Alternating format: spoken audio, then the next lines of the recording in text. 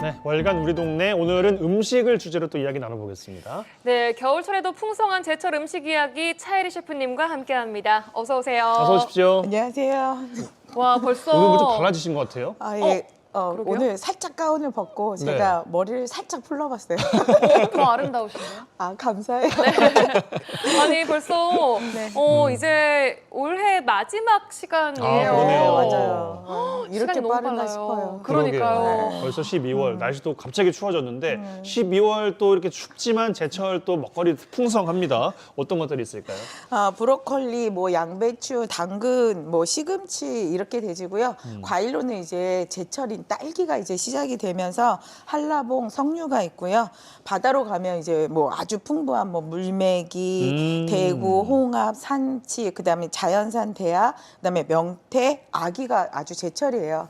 네. 일단 먼저 12월의 식재료를 이용한 맛있는 에피타이저부터 만나볼까요? 오늘 에피타이저는 조금 특이한데요. 네. 에피타이저로도 좋고 뭐 다이어트 식품으로도 좋고요. 그다음에 샌드위치나 김밥, 그다음에 카나페 위에 곁들이 마시면 아주 좋은데요. 저게 뭐예요? 당근? 당근이에요. 어. 네. 근데 이제 특히 요즘에 이제 대구가 또 제철이잖아요. 네. 대구살을 구워서 같이 곁들이 마시면 아주 좋은 프랑스 당근 샐러드 라페를 소개해 드릴게요. 오. 네, 아주 재료도 간단한데요. 당근 150g에 꽃소금 3분의 1티, 그다음에 소스로는 레몬즙 2분의 1티, 그다음에 홀그레인 머스타드 소스 2분의 1티, 그다음에 올리브 오일 4스푼, 그다음에 후추 약간, 설탕 2분의 1티만 준비하시면 되는데요.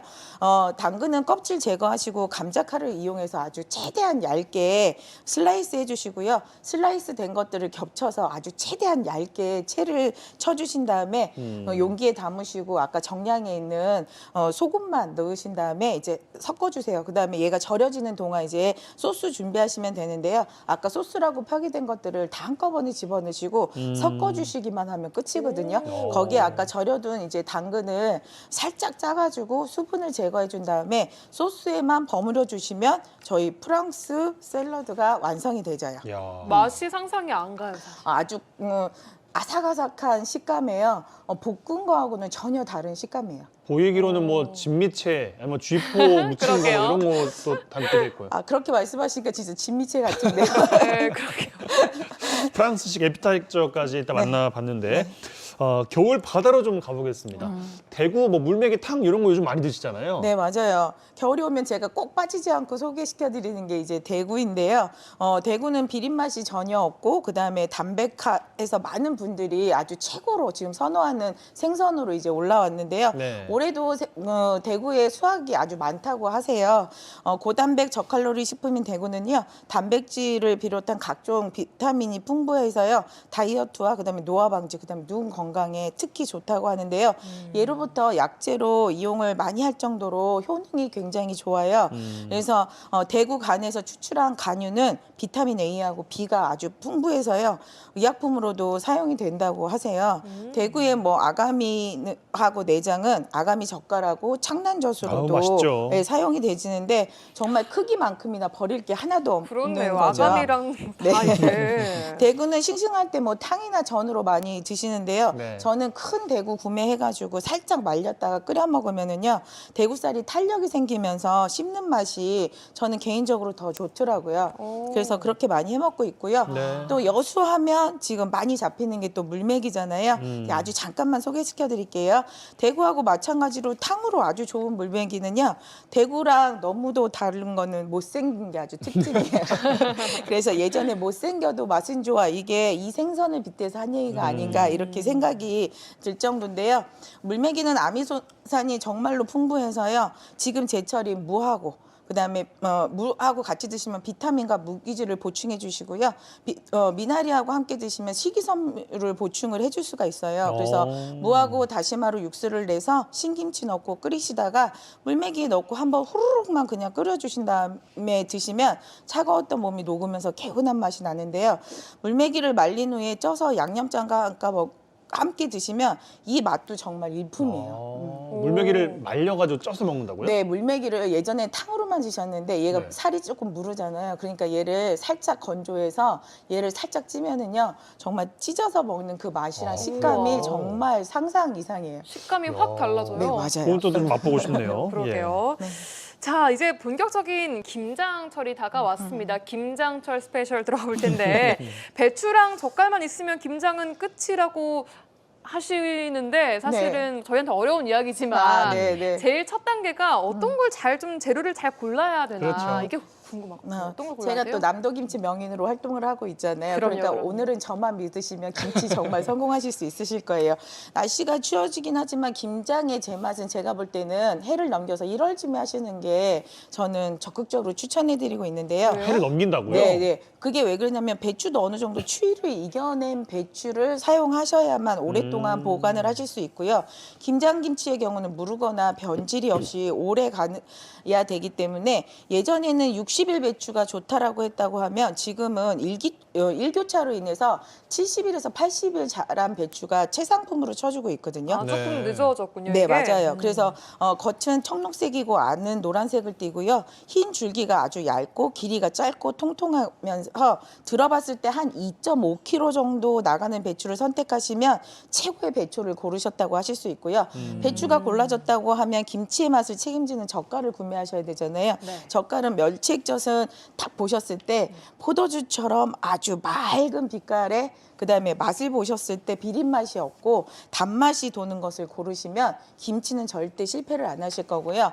그다음에 새우젓 같은 경우에도 육젓을 가장 많이 쓰시는데 사실은 육젓이 가격이 높기 때문에 오젓을 많이 사용하시는 편이신데요. 네. 새우젓은 크기가 균일하고 맑은 빛깔을 띠고요. 얘도 마찬가지로 맛을 보았을 때 특유의 향이 없고 그다음에 단맛이 도는 것을 선택하시면 아주 좋아요. 아니 다 특유의 향이 있고 비린 거 당연한 거 아닌가요? 젓갈이 그럼- 짜지 달아요, 근데? 그러지 않아요. 젓갈은 정말로 싱싱한 걸로 담아 놓는다고 하면은요. 네. 그래요? 걔는 비린 향도 나지 않고요. 정말 젓갈이 소금의 짠맛과 그다음에 지방 맛이 겹쳐지면서 단맛이 돌아요. 그래요. 네. 지금까지 먹어왔던 젓갈은 뭐였을까요?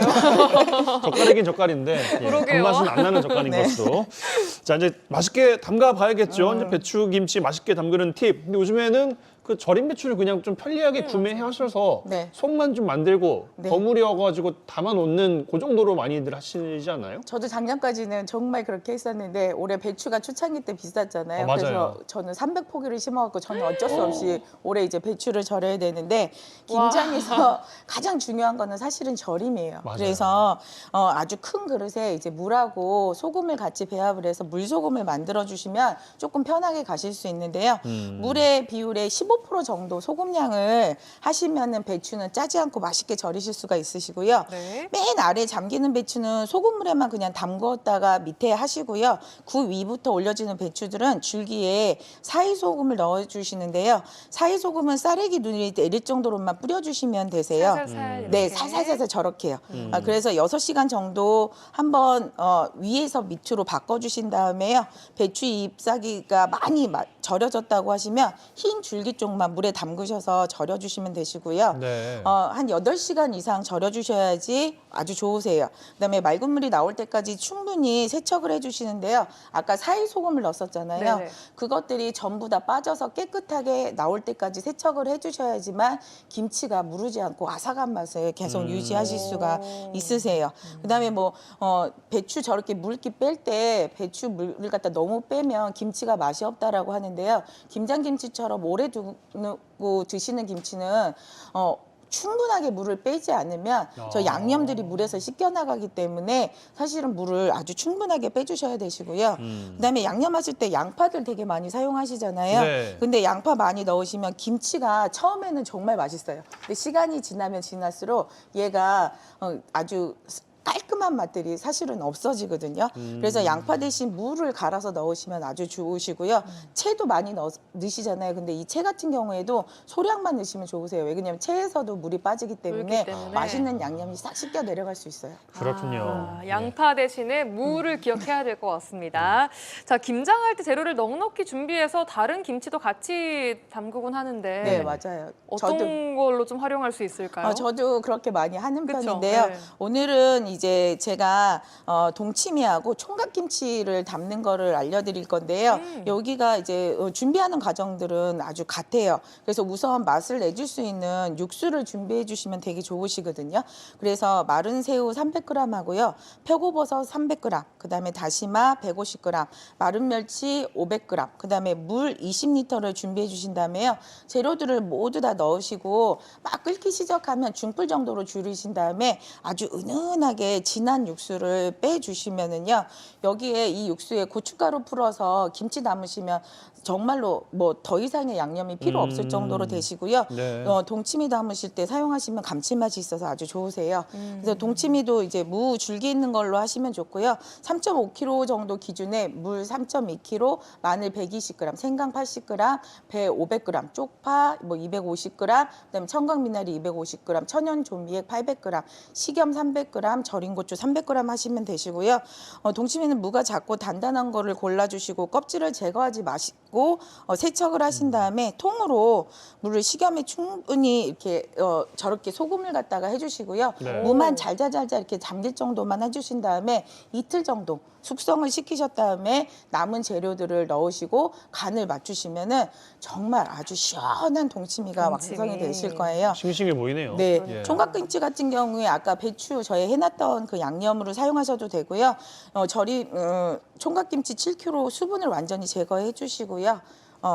그다음에 이제 고춧가루 200g에 마른 고추 200g, 그다음에 멸치젓갈 150g, 새우젓갈 200g, 그다음에 마늘 120g, 새우 80g, 양파 200g, 천연 조미액 800g, 그다음에 밥은 한 2공기 정도만 준비하시면 밥을 되세요.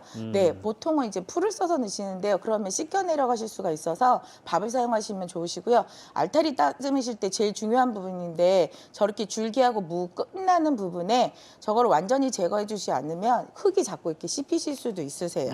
그래서 총각무는 물을 갖다 먼저 절여주시고요. 무가 다 절여지면 줄기를 절여주시면 되고요. 3시간 정도만 절여주시면 잘 절여지시거든요. 그다음에 마른 고추 저렇게 해서 같이 제거해 주시고요. 그다음에 물기를 뺀 총각무 비벼주시고 거기에 이제 잎사귀는 조금 부드럽게 해주시면 되세요. 알겠습니다. 총각 김치까지 김장 담그는 꿀팁까지 또 오늘 전해드렸습니다. 오늘 이 정도로 마무리를 해야 될 것 같습니다. 올 한 해 감사했고요. 또 뵙겠습니다. 고맙습니다. 고맙습니다. 감사합니다.